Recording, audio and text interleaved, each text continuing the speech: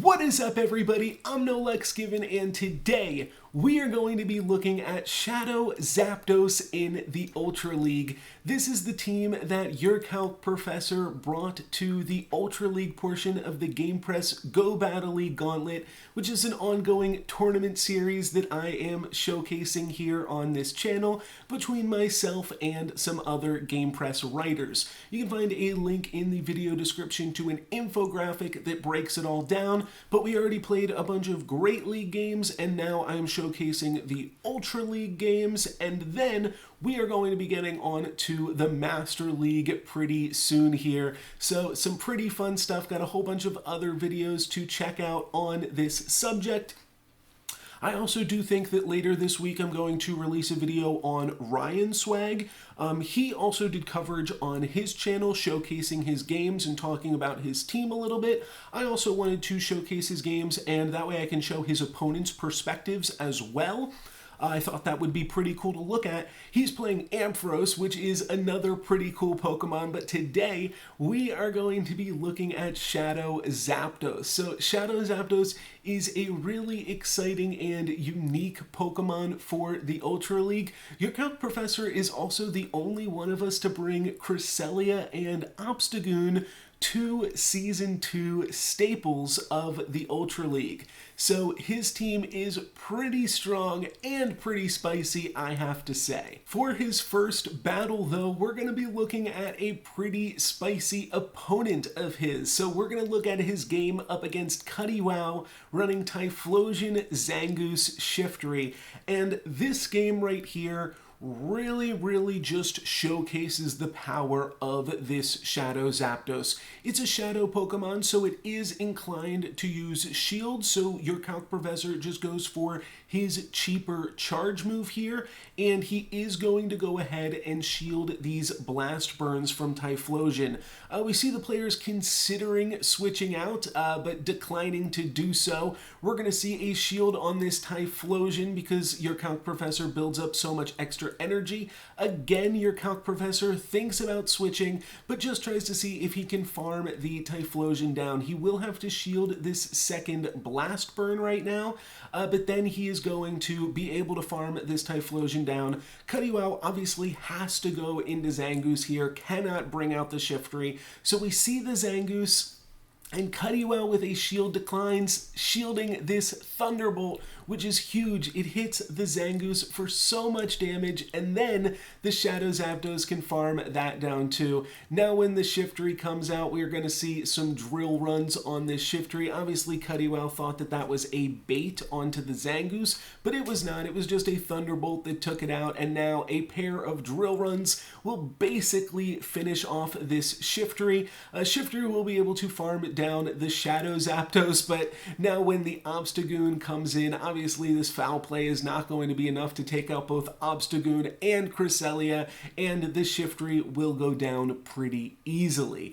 So that game is just showing off. We didn't really get to see CuttyWow's team in that game, but that game really showcases the power of Shadow Zapdos and just how strong it can be. Next, we're going to look at YourCalcProf take on both Manaholics and Lorma. Both of these guys are running the same Reggie, Steele, Gyarados, Giratina squad, so the exact same teams as we've broken down in the previous videos. And Shadow Zapdos, I think, is pretty good against this team. It's kind of neutral against Reggie Steele, but obviously really good against Gyarados, with Giratina being the main answer to this Shadow Zapdos. Reggie Steele is going to be the first one to fire off a charge move, and it's going to be a Flash Cannon, which is not very effective, but still deals a lot of damage to a Shadow Pokemon.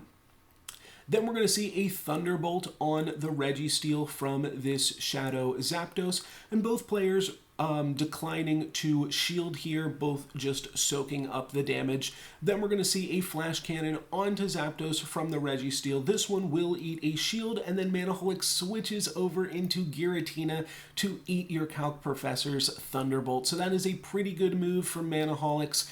Gets him pretty far ahead in energy there. And then we're going to see your Calc Professor bring out the Zangoose. So these guys are going to trade some charge moves here, both able to charge up moves pretty quickly. So this does favor the Obstagoon right now, with its charge move being super effective. Though Manaholic still has more shields than your Calc Professor. Manaholic's with 2 shields to your Calc Professor's 1, because he shielded that Reggie Steele.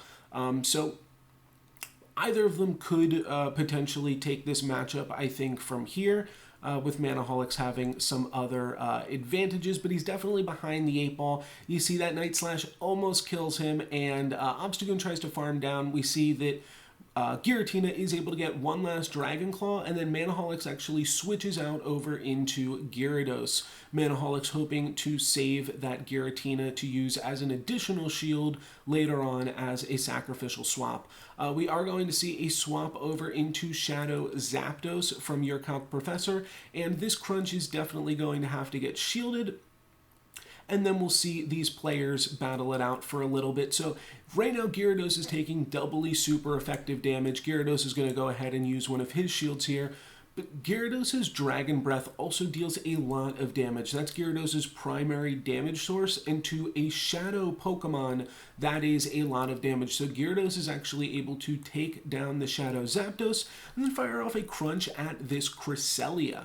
So from here, I think Cresselia is going to consider farming down the Gyarados, but he does actually go for a Moonblast rather than take another crunch. Gyarados is going to shield this, and then your Calc Professor switches to Obstagoon and just counters the Gyarados down before it is able to fire off a crunch.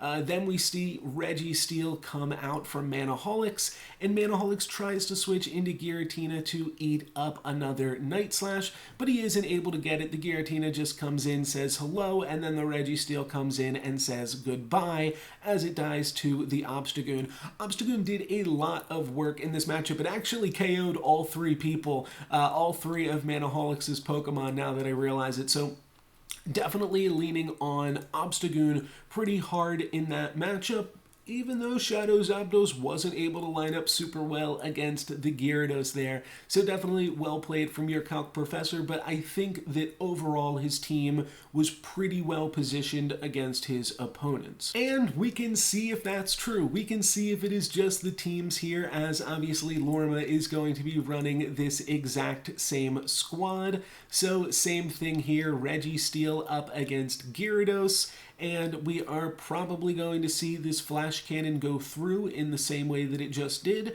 and then we are probably going to see this Thunderbolt go through. We do see that Lorma has a similar idea, though, of trying to catch the Thunderbolt onto his Giratina. So let's see. Both of these players are going to build up some energy, and then, yes, we are going to see a swap into Giratina and a bunch of wasted energy from your Calc Professor yet again. This time, your Calc Professor switches into the Cresselia. Even though he won by switching into the Obstagoon last time, I think that this is definitely a better call. You don't want your Cresselia to line up against Lorma's Reggie Steele, so bringing in the Cresselia now means that your Obstagoon has a chance to line up against the Reggie Steele, and means that you can just let your Cresselia take some Shadow Sneak damage while dealing with your opponent's Giratina, and then from there, your Shadow Zapdos should be in a pretty good position. You obviously don't know about the Gyarados yet, but we are going to see a Moonblast come in and finish off this Giratina. I then have to imagine we are going to see the Reggie Steele come in from Lorma and be able to tank whatever this Cresselia is trying to throw out. And it's actually a future sight now from your Calc Professor's Cresselia, just going for some damage before the Reggie Steele finishes us off. And Reggie Steele is now going to go for the Flash Cannon, and he'll have a decent amount of energy then to try to deal with whatever your Calc Professor brings in next, and that is the Obstagoon. So we see a switch into Gyarados now from Lorma, which means your Calc Professor can switch back into the Shadow Zapdos. So this is kind of an interesting position, and your Calc Professor doesn't actually decide to switch right away. He's just going to stay in with Obstagoon here for a moment, get one of Gyarados' shields, and then he switches into Shadow Zapdos. Now, I think we're going to see a pretty similar thing happen here because both of these players still have a lot of shields. They're now down to 1 shield apiece as Shadow Zapdos shields that crunch, and now Gyarados is going to shield this drill, what's it called? Drill Peck. But the Gyarados does take down the Shadow Zapdos yet again, despite being doubly weak to those fast moves. Then we're going to see a crunch onto Zigzagoon. That doesn't matter much. And then we see Reggie Steele come in, just say hi, and Gyarados says bye. So Obstagoon is basically able to run the table against both of those players. Obstagoon is really good against the Giratina Reggie Steele core. And looking at my team, I sub out Gyarados for Lapras, which is also a little bit weak to the Obstagoon. So Obstagoon is going to be really, really good against my squad here. The one thing that I do have going for me is that my Giratina is going to win this leading matchup. So that's going to make your Calc Professor want to switch. He is going to take a Dragon Claw before doing so. But this allows me to get a little bit of an advantage. Basically, though, I was thinking whatever they brought in, I would switch into Lapras because I was thinking I didn't want my Lapras to be lined up against their Zapdos. In hindsight, Lapras might have been fine. They're both dealing super effective damage to each other, so maybe I could have made that work. But I decided to switch into the Lapras, and yeah, I just don't really have a good answer to Obstagoon regardless. So I'm not really sure if it mattered exactly what I switched in here. But there's definitely some different ways that I could have played this matchup for sure. And this is an interesting move here too. I decide to go for a Ice Beam against the Obstagoon. So I'm going to have to shield this Night Slash, and then I will be able to get to this Ice Beam. But this is an obvious shield here from the Obstagoon, and then once they shield, they are able to counter farm me down, and they have a pretty nice energy lead on my Giratina now too. So yeah, I maybe just put myself more behind in this matchup than I needed to. Obviously, we dealt a lot of damage to the Obstagoon. Then I am going to just try to Dragon Claw it down.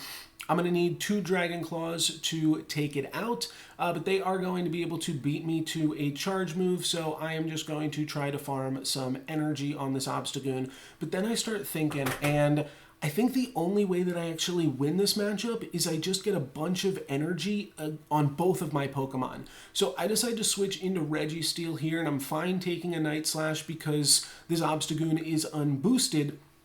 And then they bring out Shadow Zapdos. I am going to go ahead and shield this Thunderbolt here from the Shadow Zapdos. I don't know if I really needed to shield that one either, but then I'm going to go for a Flash Cannon, which will prompt a shield from them. So now we are even in shields here. Shadow Zapdos against Reggie Steele, and I think I'm in an okay position, to be honest. I'm going to have to take this Thunderbolt, but then I can build up a bunch of energy, and I should be ahead in energy for whatever comes next.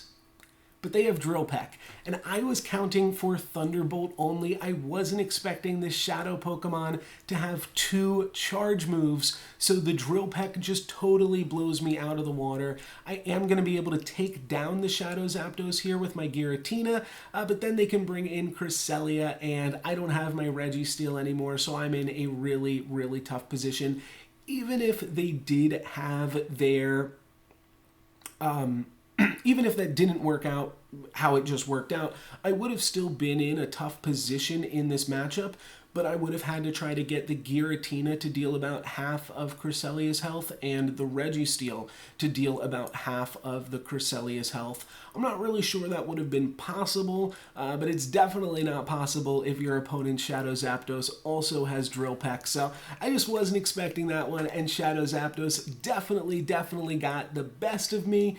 So well played there by your Calc Professor, and yeah, I just got too greedy. That's all that it was. For the last battle in this video, and actually the last battle in the Ultra League. The Ultra League's done. We are moving on to Master League after this game. Like I said, I might also show off Ryan Swag's opponent's perspectives for all of his battles, but this is our last Ultra League battle, and CuttyWow has a super spicy team against me, this Typhlosion, Zangoose, Shiftry team.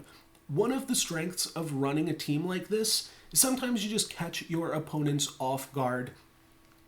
And that's kind of what happens in this battle. So CuttyWow is going to switch from his Typhlosion into Zangoose.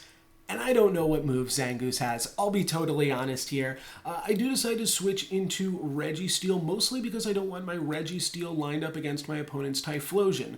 That's basically the crux of my decision there. I do know that Zangoose has Shadow Claw and Night Slash, but I can't remember what that coverage move is. Is it Solar Beam? Is it Dynamic Punch? I don't know. I just really couldn't remember. Turns out it's close combat, as we can see here.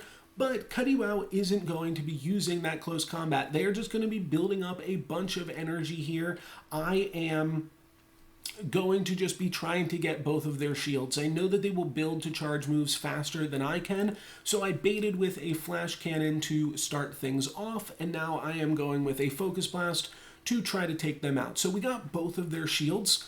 Honestly, things aren't looking so bad here. They will use a Night Slash to finish us off rather than letting us get off another charge move, and then they get the boost. So because they get the boost, I switch into Lapras because I don't want to be up against a boosted Night Slash, and I don't know about these close combats, so that totally just takes my Lapras out.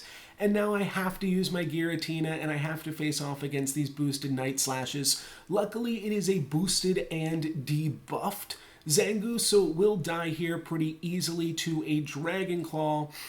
But things aren't looking so great. I do have 2 shields, though, against my opponent's 2 remaining Pokemon. We know the Typhlosion isn't going to be too big of a problem, and I can beat this Shiftry. I can get to 3 Dragon Claws before this Shiftry gets to 3 Foul Plays. I'm going to be able to shield the first 2 Foul Plays and just take it out with Dragon Claw. So only 1 more Dragon Claw on this Shiftry, and I should be able to win the match here. I am going to go ahead and shield this Foul Play, like I said, and then CuttyWow switches into Typhlosion. And that's when I realize, okay, wait, maybe I can't win this matchup. I will go for some Dragon Claws here, and the Dragon Claws deal a decent amount of damage. That's right, I get a second Dragon Claw off. The problem is, even though Blast Burn is resisted, it is still a super powerful Community Day move. So I will have to shield this Blast Burn or I will die. But I'm thinking there's still a shot. If I can farm down this Typhlosion, I can Dragon Claw the Shiftry before it's able to use a Foul Play.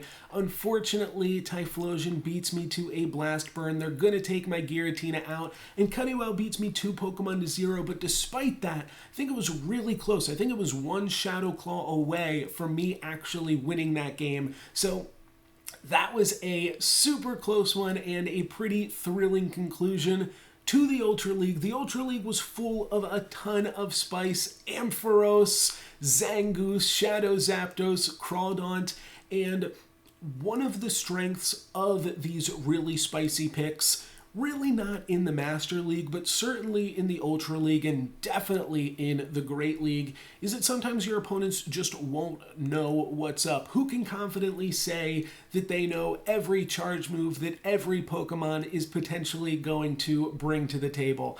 Certainly not I, as evidenced by this gameplay right here. So hopefully everybody had some fun watching us in our Ultra League games. I think we showed off some cool teams that you guys can use, and also some reason to experiment a little bit and try out some spicier picks in the Ultra League. We're going to take a look at the leaderboard now before we head into the Master League. And on top of the leaderboard is Ryan Swag with an undefeated 13-0, 13 points, an amazing record. Ryan Swag is definitely already a lock for the top 4 bracket. Ryan almost has first place locked up. There's really only one player that is vying for the first place spot on the bracket, and that is our second place person with 9 points, featured in this video here, YourCalcProf. So if the Prof can win all 5 of his games in the Master League and Ryan completely gets devastated, takes a 0-5, then YourCalcProf will be in first place heading into the weighted elimination bracket, and Ryan will be in second. Also with a respectable amount of points right behind YourCalcProf is T-Forgery, currently with 8 points coming out of the Ultra League with his Crawdaunt team. Then we have Manaholics with 7 points. Mana didn't do super great in the Ultra League, but did have an impressive 5-2 start in the Great League, which still keeps him very much in contention in 4th place, moving on to the Master League. And then with 5 points, we have myself, and I'm definitely not out of it, but it is going to be an uphill battle. I can still definitely get second place. That's if I go 5-0 and YourCalcProf gets 0 points. So yeah, it's definitely possible for me to still get into the elimination finals. A few things have to go right though, but it is definitely possible, and you know I am going to be trying my hardest. And then we have Lorma with 4 points, 2 in the Great League and 2 in the Ultra League, and I would not count Lorma out just yet. Lorma is definitely, I would say, one of the best battlers in this competition. The competition's stacked, really, but I would definitely not count Lorma out. They're going to need a pretty good run just to get to the bottom of the bracket. But I do love me an underdog story, so I am going to be rooting for Lorma still as well. And then lastly, we have CuttyWow. We just saw CuttyWow get his 2nd point in the Ultra League here, but that is not going to be enough to move on to the Master League. So we are going to say goodbye to CuttyWow. It's just going to be the 6 of us battling it out in the Master League, but I am super excited for that. It is sure to be a really fierce competition for the end of it here to round things out. So if you want to follow along, make sure to hit that subscribe button and stay tuned. That's going to be it for me for this video, guys. Thank you very much for watching. I'm NoLucksGiven. Peace!